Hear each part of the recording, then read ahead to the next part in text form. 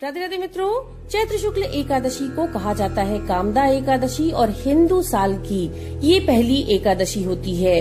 दोस्तों, सांसारिक कामनाओं की पूर्ति करती है ये एकादशी, जिसके कारण से इसे कामदा एकादशी कहते हैं। साथ ही साथ श्रेष्ठ फल प्रदान करती है हमें हमारे जीवन में, जिसके कारण से इसे फलदा एकादशी कहा जाता है। दोस्तों, पुराणों में बताया गया है कि जितना पुण्य कन्यादान, हजारों वर्षों की तपस्या और स्वर्ण दान से मिलता है, उससे कहीं ज्यादा पुण्य एकमात्र कामदा एकादशी का व्रत करने से व्रती को मिलता है। इस व्रत को करने से प्रेत योनि तक से मुक्ति मिल जाती है और इसके विषय में एक बहुत ही रोचक सी कथा प्रचलित है। बहुत पहले भोगीपुर नाम के नगर में पुंडरीक नामक एक राजा राज्य करता था और नगर बहुत ही खुशहाल था। इस नगर में अनेक अप्सरा, किन्नर, गंधर्व रहा करते थे। उनमें से ललिता और ललित में आपस में प्रेम था। एक दिन गंधर्व ललित दरबार में गाना गा रहे थे और गाते गाते उनकी नजर अपनी पत्नी ललिता पर पड़ी। ललिता पर दृष्टि पड़ते ही उनका स्वर, लय, ताल सब बिगड़ने लगा और इस घटना के बारे में कर्कट नामक नाग ने जान लिया। ये बात उन्होंने राजा को बता दी। राजा को बहुत क्रोध आया और उन्होंने क्रोध में आकर के ललित को राक्षस होने का श्राप दे दिया। ये बात जब उसकी पत्नी ललिता को पता चली तो वो बहुत दुखी हुई और अपने पति का उद्धार सोचने लगी कि कैसे होगा। तब उसने श्रृंगी ऋषि के आश्रम में जाकर के प्रार्थना की। ऋषि बोले कि हे गंधर्व कन्या, तुम कौन हो और यहाँ पर क्यों आई हो?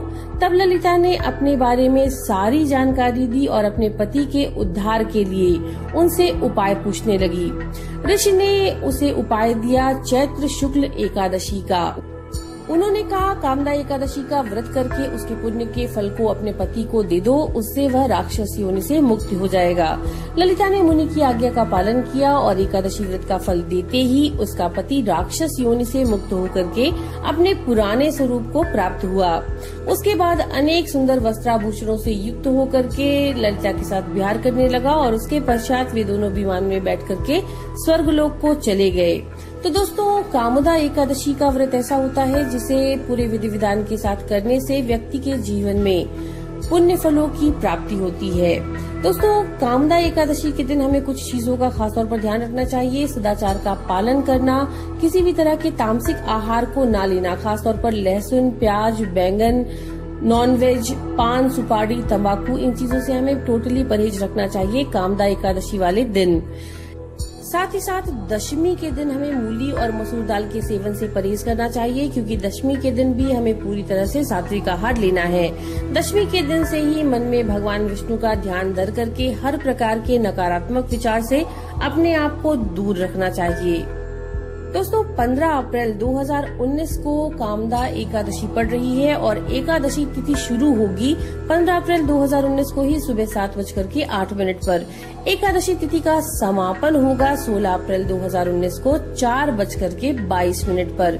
तो इस बार कामदा एकादशी सूर्योदय के समय नहीं पड़ रही है, ना तो 15 को ना तो 16 को। लेकिन जो गृहस्थ हैं उनके लिए कामदा एकादशी का व्रत माना जाएगा 15 अप्रैल 2019 का।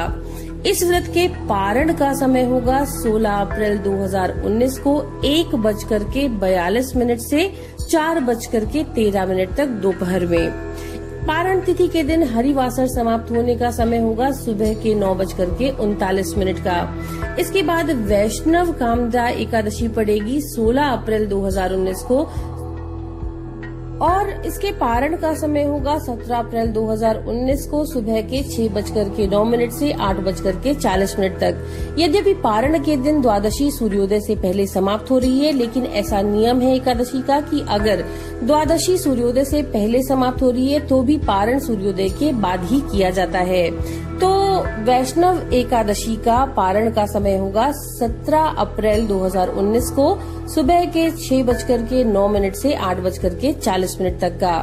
तो पारण के समय का अवश्य ध्यान रखिए। हम आशा करते हैं ये जानकारी आपके लिए उपयोगी होगी।